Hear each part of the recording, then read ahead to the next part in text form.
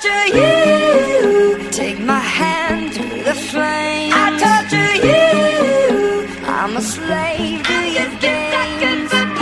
I wanna chain you up, I wanna tie you down. I'm just a sucker for pain. I'm a sucker for pain, I got the squad tatted on me from my neck. Yo les gens, c'est Rico, on se retrouve pour une nouvelle vidéo. Aujourd'hui on va parler de Pokémon Sword and Shield. Aujourd'hui on va analyser le nouveau trailer qui est sorti hier. Ou ça dépendra quand je posterai la vidéo, c'est hier ou avant-hier ou il y a une semaine, ça dépendra. Du coup on va commencer à analyser le trailer. Déjà le trailer commence et on peut voir qu'il y a des nouvelles formes. Ça s'appelle les formes de Galar. C'est un peu comme les formes d'Alola. Première forme, déjà on a le Smogogo de Galar qui est de type poison fée. Franchement je crois que c'est le premier Pokémon de type poison fée. Je trouve que c'est vraiment pas mal. Bon, je suis pas un Fildron, je suis pas un pro en stratégie, mais bon, ça a l'air sympa. Son talent c'est lévitation, et plus il a un autre talent qu'on ne connaît pas sur le site officiel, et sur le trailer c'était marqué 3 points d'interrogation. Puis il nous annonce le fameux Zigzaton de Galar que je trouve vraiment stylé, il a vraiment style punk et j'adore. Il est de type ténèbres normal, je trouve que c'est un talent assez intéressant. Du coup il a le talent ramassage et gloutonnerie. Puis le trailer continue et on peut voir qu'il a une évolution, il me semble, ça va être déjà Linéon de Galar qui est assez stylé aussi. Il garde le même talent et le même type. Puis on a eu une petite surprise, il a eu une évolution. Je trouve que c'est vraiment stylé de mettre des évolutions à certains Pokémon qui n'en avaient pas. Mais je crois que c'est si je dis pas n'importe quoi, reprenez-moi en commentaire. Mais je crois que c'est le seul Pokémon qui a 3 évolutions. Ouais, 3 évolutions. Du coup il s'appelle Ixon, je sais pas comment ça se prononce, moi je l'appelle Ixon, je sais pas comment on prononce. Du coup il garde le même type mais il a pas les mêmes talents, il a le talent téméraire écran, je ne sais pas ce que ça fait mais peut-être que c'est des talents intéressants. Puis il nous annonce de nouveaux Pokémon, alors il nous annonce Morpeko, qui ressemble énormément à Pikachu, on dirait une fusion de Dédenne Pikachu. Du coup, il a le Morpeko, il y a plusieurs Morpeko, il y a Morpeko rassasié, bon c'est pas plusieurs, c'est plutôt un talent. Il y a Morpeko rassasié, c'est celui qui ressemble à Pikachu. Il est de type électrique ténèbres, son talent c'est déclic fringale. En fait, déclic fringale, en gros, c'est un talent qui lui permet de changer de forme, de se transformer en... De base, son mode normal, c'est en gros c'est mode rassasié. Et après c'est mode affamé. En mode affamé, on dirait plutôt une fusion de Emolga, d'Ectoplasma et de Pikachu. Il me fait vraiment penser à Ectoplasma avec sa couleur. Ouais, il a une capacité qui s'appelle la capacité au roue libre. Il passe de quand la première forme elle est électrique et la deuxième forme elle passe de type ténèbres. Je trouve que c'est assez intéressant. C'est assez intéressant stratégiquement. Excusez-moi si j'ai bugué, c'est juste que j'ai cru que ma vidéo s'était arrêtée.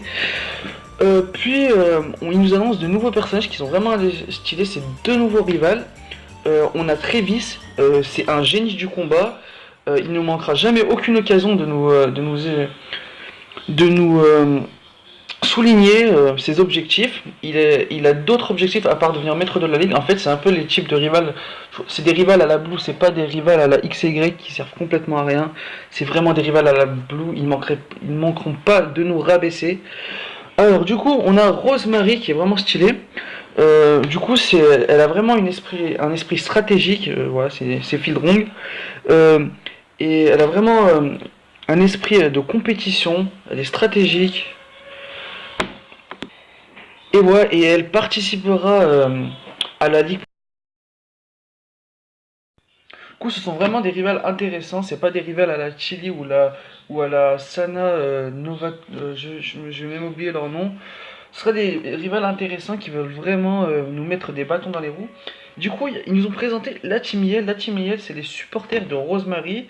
C'est une bande de hooligans, d'agitateurs qui font n'importe quoi. Ils feront tout pour nous déconcentrer, pour déconcentrer les autres joueurs. Des fois, ils bloqueront l'accès à certains endroits pour permettre à Rosemary d'être la première. Parce que leur rêve, c'est que Rosemary devienne championne de la ligue. Du coup, c'est vraiment des hooligans hyper fans de Rosemary. Voilà, mais du coup, là, je vais vous parler du Poké Service. Le Poké Service n'était pas dans le trailer français, je crois.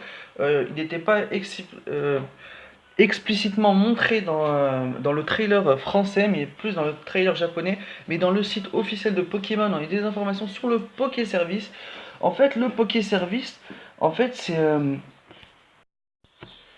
en gros, c'est qu'on doit envoyer nos Pokémon qui sont dans la boîte PC faire des métiers, on va dire. C'est un peu le pôle emploi de Pokémon, on va dire. En gros, je pense que ça servirait à ne pas laisser des Pokémon dans le PC, au moins qui servent à quelque chose.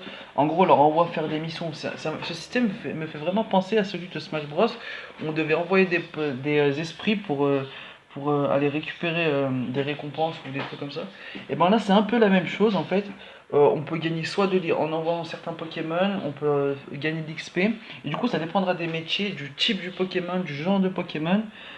Euh, Soit il gagnera de l'XP, soit il gagnera des points, soit ils gagneront des points de base. Ça dépendra vraiment un peu de tout. Du coup, et puis on apprend qu'on aura un infotissement. En fait, un infotissement, c'est un peu le PC. C'est grâce à ça on pourra envoyer directement à des Pokémon faire certaines missions. Et aussi, on pourra même participer à une loterie. Je pense que cette loterie servira à gagner certains, peut-être, objets rares. J'ai vu des vidéos, certains youtubeurs qui pensaient que ces missions, eh ben, ils nous permettront d'avoir certains objets spéciaux, uniques. Genre, on pourrait les avoir que en faisant les Poké Services. Mettez-moi en commentaire ce que vous avez pensé de ce trailer. Moi, franchement, j'ai pas été déçu.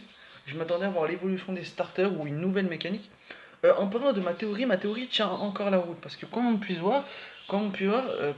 voir, je voulais dire, en fait, les dresseurs n'ont pas ce sorte de bracelet jaune. En fait, il n'y a que Nabil et le protagoniste.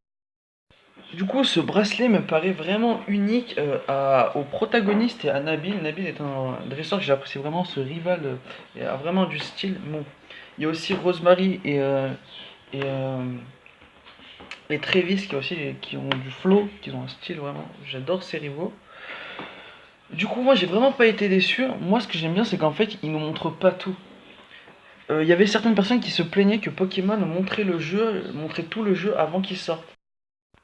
Moi perso, j'aimerais vraiment qu'ils ne montrent pas l'évolution des starters et qu'on découvre vraiment l'évolution des starters un peu comme l'animé. Et ce que j'aime bien avec les jeux, c'est que les jeux se rapprochent de plus en plus à l'animé. Franchement, c'est mon souhait le plus cher que Pokémon se rapproche énormément de l'animé. Parce que vraiment, j'adore l'animé, c'est vraiment stylé. Bon, même si Pokémon Soleil et Lune, c'est pas ça. Bon, mets-moi ton avis en commentaire. Du coup, c'est la fin de cette vidéo. Bye tout le monde.